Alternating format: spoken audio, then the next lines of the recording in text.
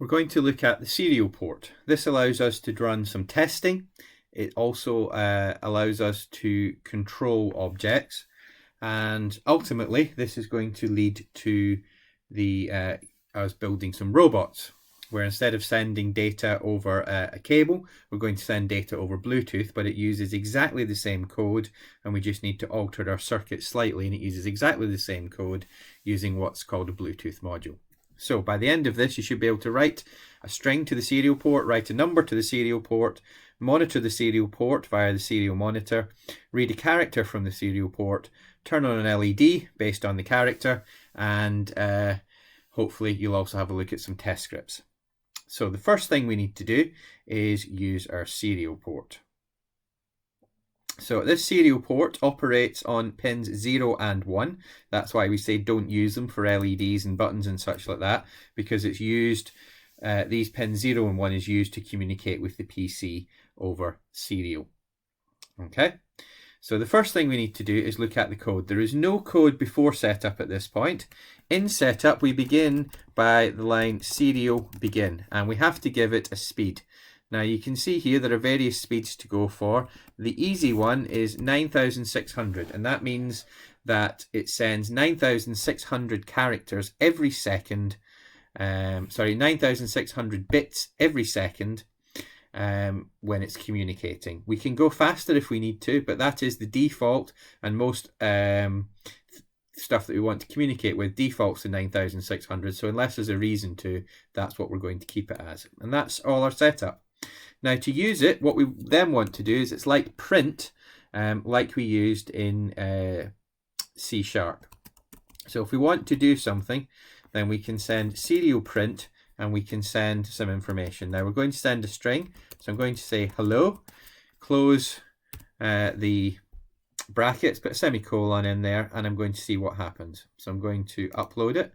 Obviously going to ask me to save it, so I'm going to call it serial port test, and then it's going to go away and it's going to compile, and then it's going to upload, and you won't see your Arduino do anything very much. However, what we need to do is communicate with this, and we're going to do that by opening the serial monitor, which is this icon up here. I'm going to click on this, and this allows us to receive and send data. Now you'll notice that it does say hello, but it's not very clear because it keeps scrolling all the way. So I'm going to stop this for now. So print just puts it on a line. If I do print ln, it prints a new line character so that it should go on to the next line. So let's have a look at what that does.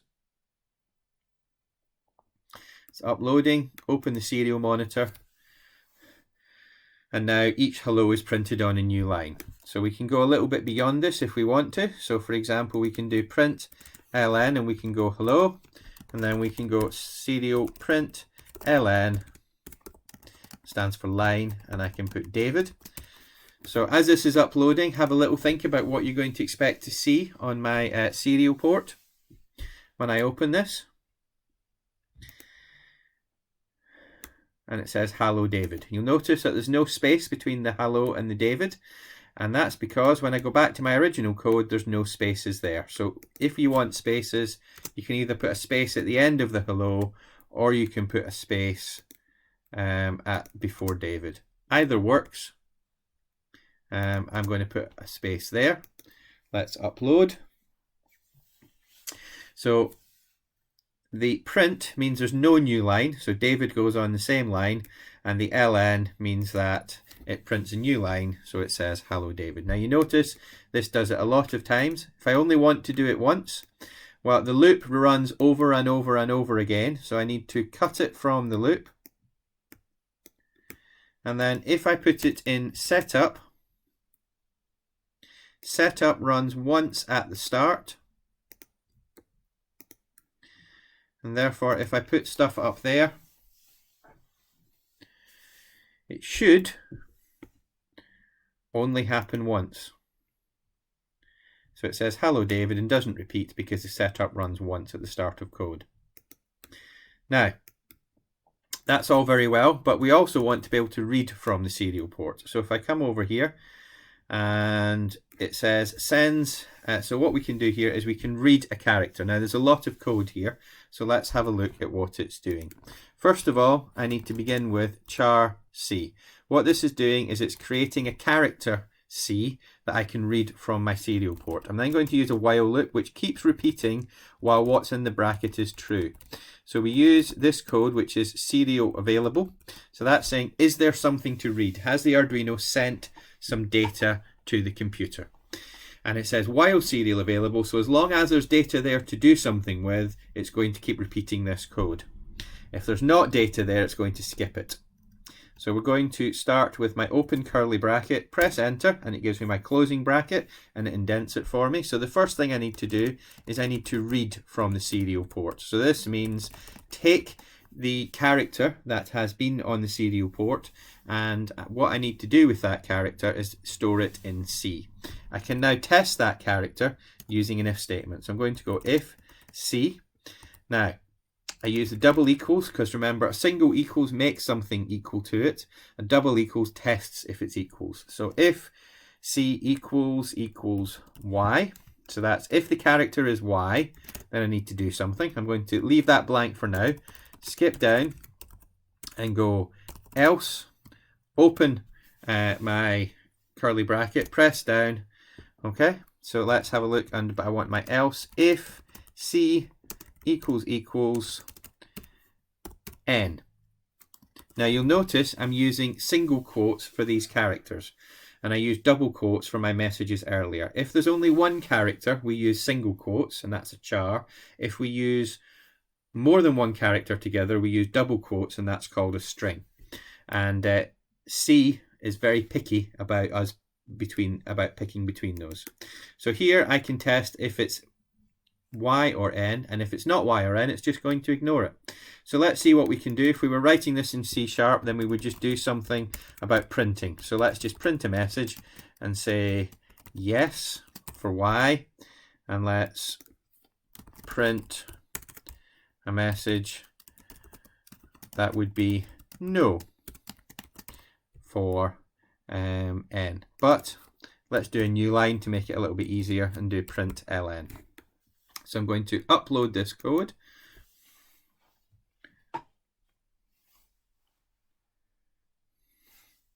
And I'm going to open my serial port, serial monitor.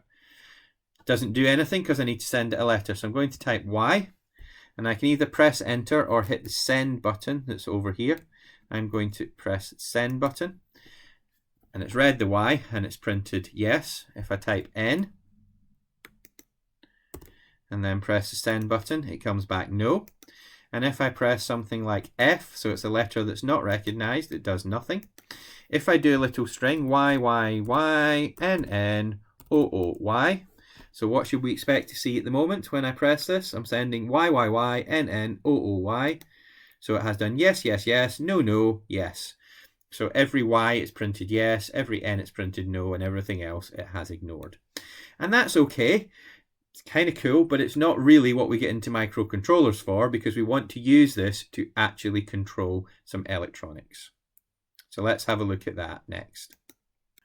So you can see here I've got my Arduino set up with 3 LEDs, a red, yellow and a green. Now we're not going to use all of these, but let's have a look. So rather than printing a message, I want to do something. So I want to turn on my red LED when you send R. So that's a digital write. Let's call our LED red, and let's turn it on. Now I need to go back obviously to my setup, and I need to do pin mode red and make it an output.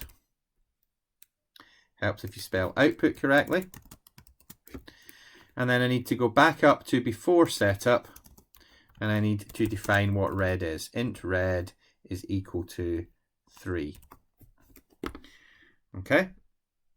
And then at the moment, I'm going to do nothing very much when I get to N. So I'm going to upload that code. Okay, I'm compiling, waiting for that to go.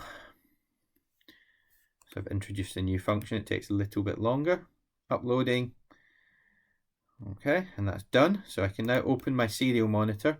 So if I send Y this time, it turns on the red LED. N does nothing. So what we would like that to do, obviously, is turn the LED off. So let's go digital right red low, and we're going to put that under else if C equals N, and it's between those two semicolons. So not semicolons, sorry, in between those curly brackets. That's what we need there. So that's what's going to happen if we send no. So we're going to upload that code again. And while we're waiting for that to happen, then I'm going to open my serial monitor.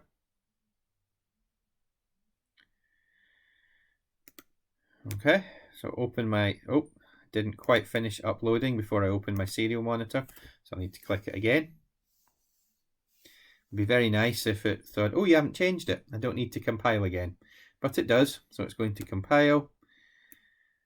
When it's finished that, it's uploading.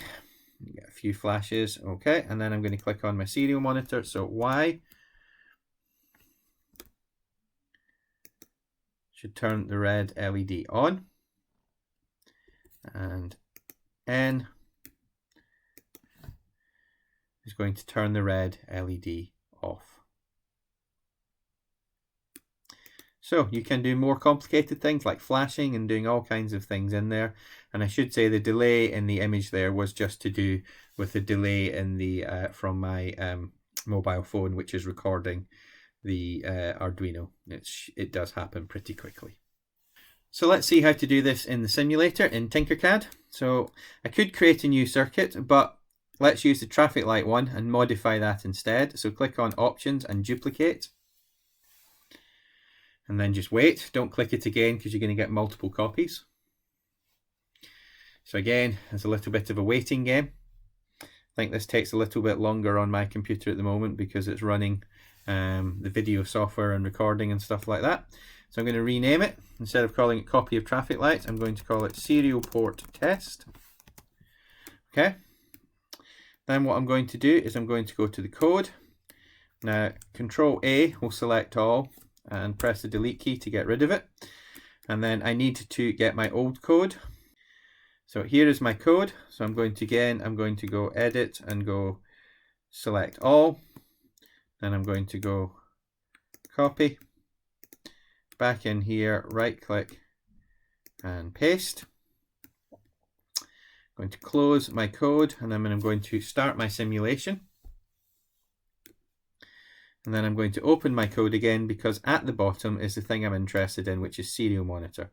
Unfortunately, at the moment, I can't see my LED, so I need to make this window slightly smaller. It won't let me make it any smaller, and therefore what I have to do is I have to drag over here so that I can still see my LEDs. You probably won't have this problem because you will be using screens that you've not amplified it up to make the video. So if I click on the serial monitor, okay, there's a window here where any data that's sent will appear, but this is for reading. So if I'm going to send Y, and again I can press enter or press send, it turns on the red LED, and I press N and it turns it off. So you can still do this in the simulator as well.